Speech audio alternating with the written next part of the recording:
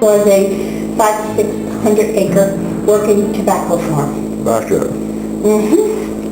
She hadn't heard from her husband over a year. She had no idea where he was. He was a captain in the 44th Virginia, had been captured at Spotsylvania Courthouse in May of 1864. On the fan.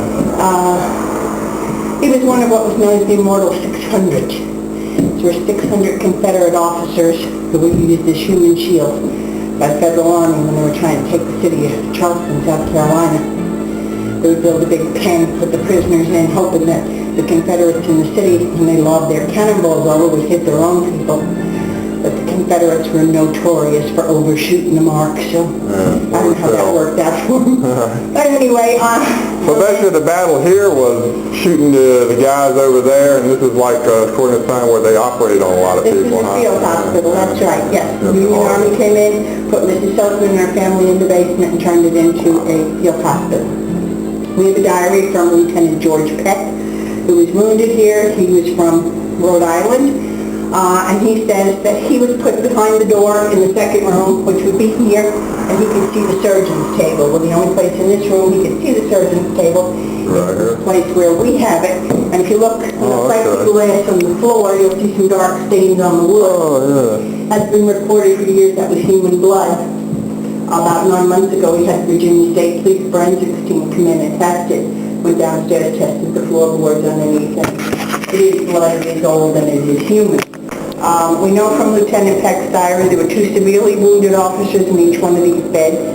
The idea was to stabilize them so they could put them in ambulances and take them down to their hospital and not away. They had a big hospital there. As you can see, there's more blood stains on the floor. 1915, we had it set up to look like a typical room in a farmhouse of that era.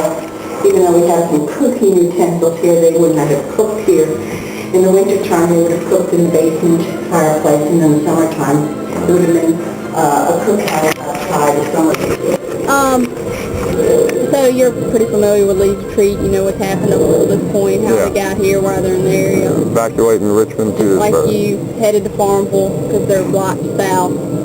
Basically following the food at this point. So by the time the Confederates arrived here, it's been 4 days, little to nothing to eat. April 6th when they arrived, very rainy, cold, muddy day. I have to kind of imagine most of that force wouldn't have been here because like Judy said, this was a working farm at the time. The road right in front of us, this was the road the Confederates were on, traveling in this direction. Union troops were south of here on a parallel road. Basically, Union cavalry using hit-and-run tactics to try to find a weak spot in the south over on this area coming from like that direction. This direction. That direction. North. Yeah, that's north, that's south. Well, Richmond's where? Richmond would be from here. East of here. Yeah. Which way is that? That way. Okay, I'm just trying to picture it here. All right. We're in bad shape when I'm the one that knows the direction. That's not good. I'm kidding. Well, I just know they're coming out of Richmond. Right.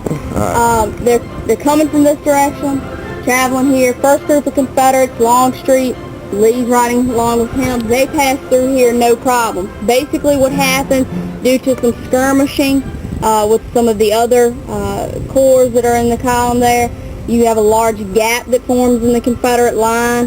So the first group under Longstreet and Lee make it 5 miles away to Rice's Depot. Unbeknownst to them, a battle's breaking out here. They've got some skirmishing also going on at Rice's Depot as well. So by the time Lee actually turns around, comes back, and arrives on site, it's too late. So about a mile ahead of us, there was an intersection there called Marshall's Crossroads up near the Visitor Center.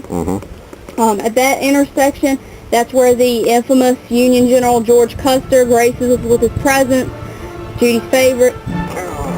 Basically, he and his cavalrymen, they jump right in that gap we talked about and set up a roadblock there.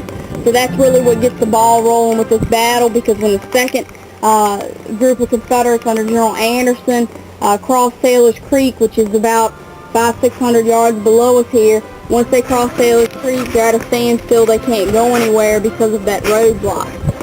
Also, because coming up behind General Anderson, he's going to send the Confederate wagons and the rear guard down a side road, which Judy was just telling you about with the Lockett Farm.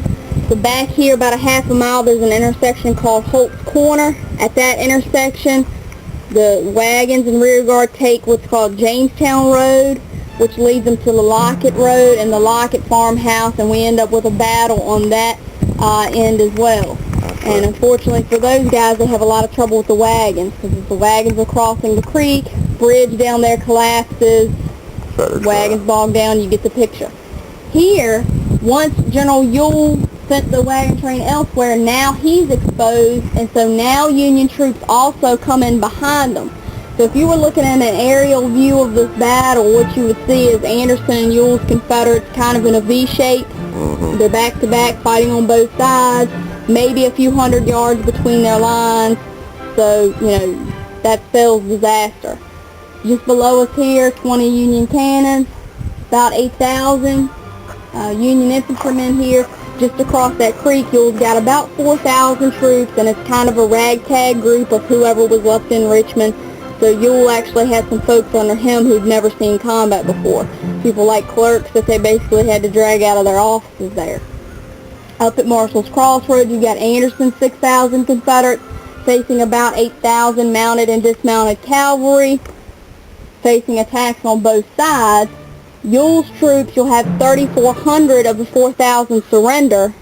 Anderson's troops, 2,600 of the 6,000 surrender. So 6,000 Confederate surrenders between here and Marshall's Crossroads, a mile from here, 10 of which were flag officers, so general or rank equivalent to. We also had a group of Confederate sailors and Marines here as well, which end up being the last group to surrender here, which I guess is appropriate since it's Sailors Creek and all.